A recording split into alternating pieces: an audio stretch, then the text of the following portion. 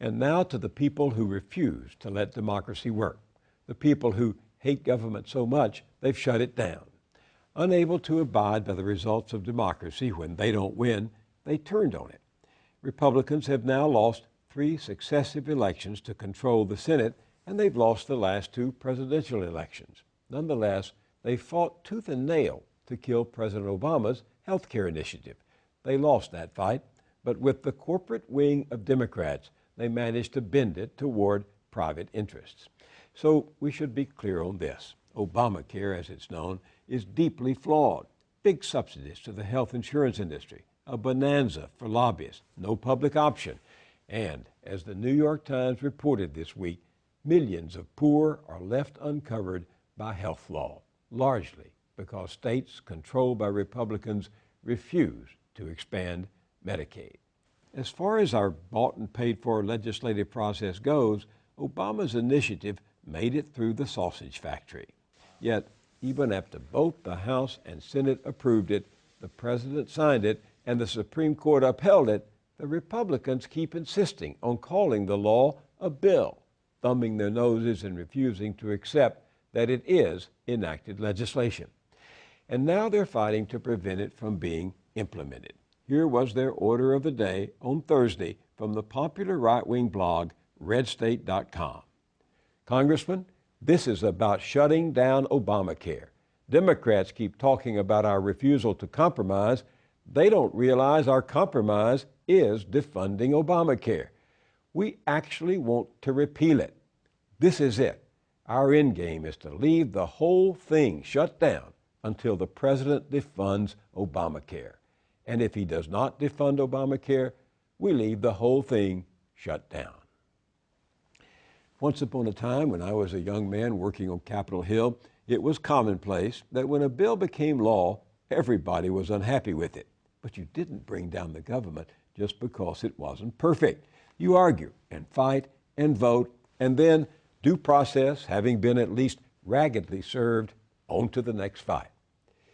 That was a long time ago, long before the Tea Party minority, armed with huge sums of secret money from rich donors, sucked the last bit of soul from the grand old party of Abraham Lincoln.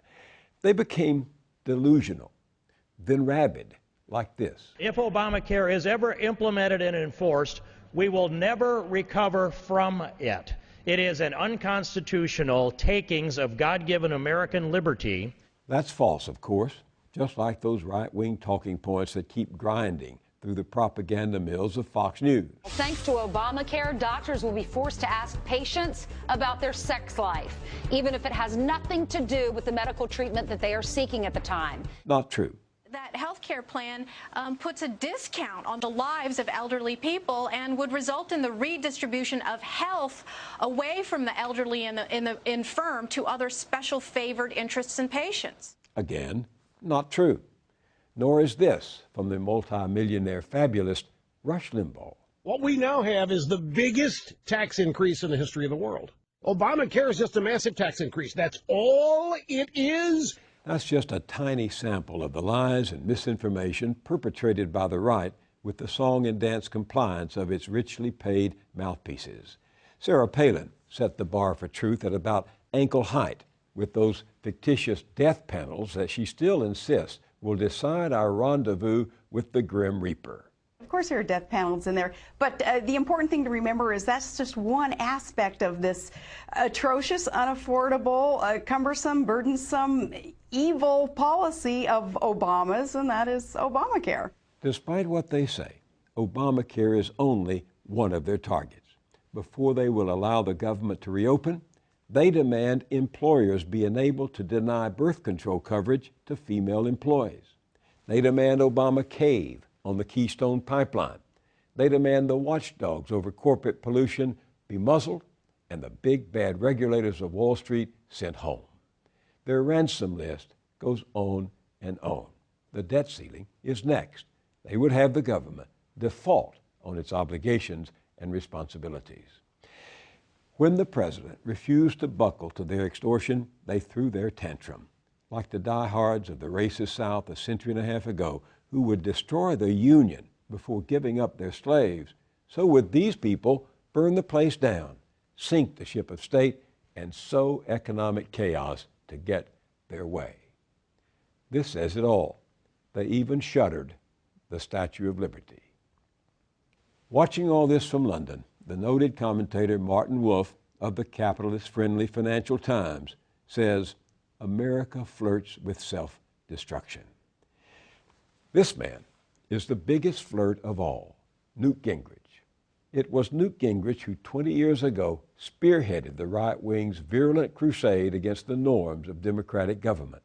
As Speaker of the House, he twice brought about shutdowns of the federal government. Once, believe it or not, because he felt snubbed after riding on Air Force One with President Clinton and had to leave by the back door.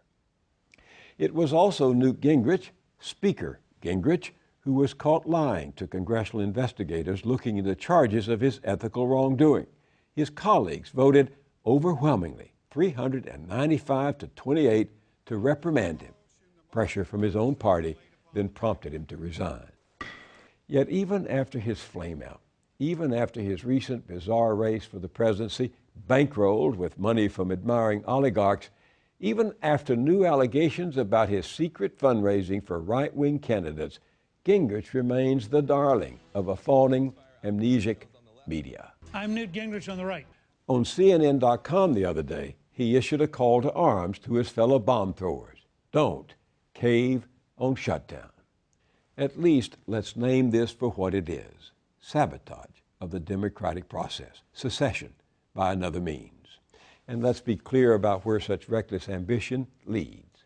As surely as night must follow day, the alternative to democracy is worse.